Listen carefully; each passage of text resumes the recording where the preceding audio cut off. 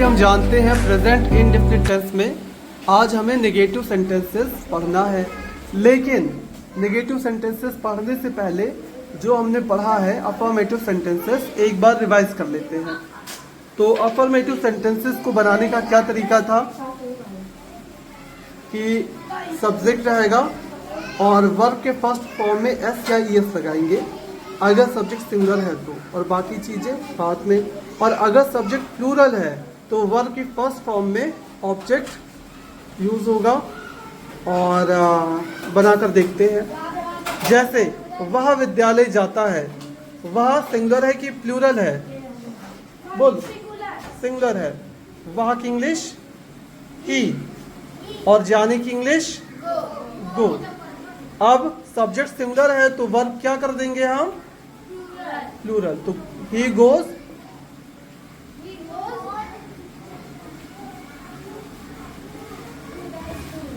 बहुत अच्छे। अब बताइए यहाँ पे सब्जेक्ट सिंगुलर है कि प्लूरल है? प्लूरल है।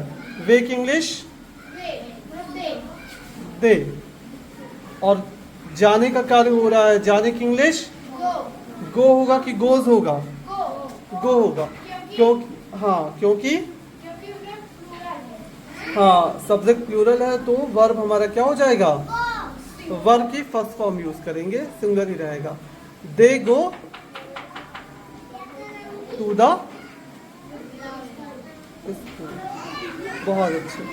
हमेशा ध्यान में रखेंगे कि ही शी इट सिंगुलर की तरह ट्रीट होगा और I we you they mostly plural की तरह ट्रीट होगा। क्यों? मीना और राधा सब्जेक्ट यहाँ पे सिंगुलर है कि प्लूरल है? प्लूरल है, क्योंकि एक से अधिक लोग हैं। मीना और राधा बाजार जाते हैं। कोई बताएगा इसका ट्रांसलेशन क्या होगा? मीना एंड राधा बाजार का नहीं, सब्जेक्ट हो गया, अब वर्ब आएगा। गो मार्केट। बहुत अच्छे।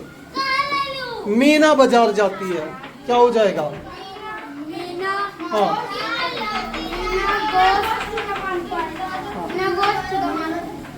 मीना गोज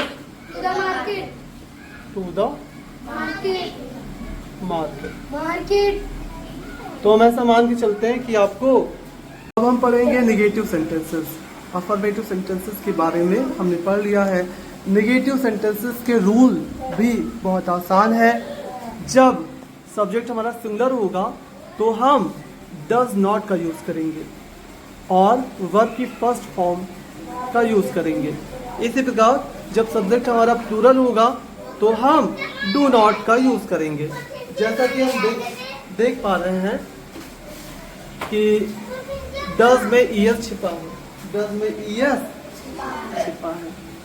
और अफर्मेटिव सेंटेंसेस में हम यूज भी कर रहे थे, वर्ब की फर्स्ट फॉर्म में एस या ईएस का यूज कर रहे थे। ऐसे ही डू में ईएस छिपा हुआ है तो सिंगुलर के साथ डज नॉट और वर्ब की फर्स्ट फॉर्म और प्लूरल के साथ डू नॉट का यूज करेंगे।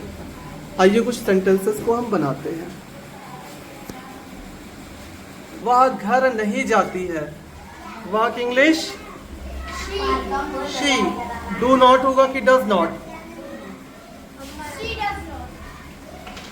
Go home, she does not go home. सही गया? वह बाजार नहीं जाता है, he does not go to the market। सबका सही है? हम फल नहीं लाते हैं, we do not bring we do not bring fruits। आप नहीं लिखते हैं, you do not write। बहुत अच्छे। आप एक किताब नहीं लिखते हैं, आप यू प्लूरल है तो डू नॉट का यूज होगा। डू नॉट लिखने की इंग्लिश राइट अ बुक। मैं नहीं पढ़ता हूँ। I do not read. I do not read. मैं अखबार नहीं पढ़ता हूँ। मैं अखबार I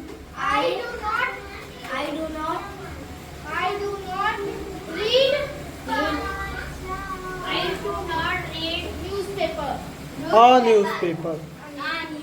a newspaper. वे सुबह नहीं दौड़ते हैं।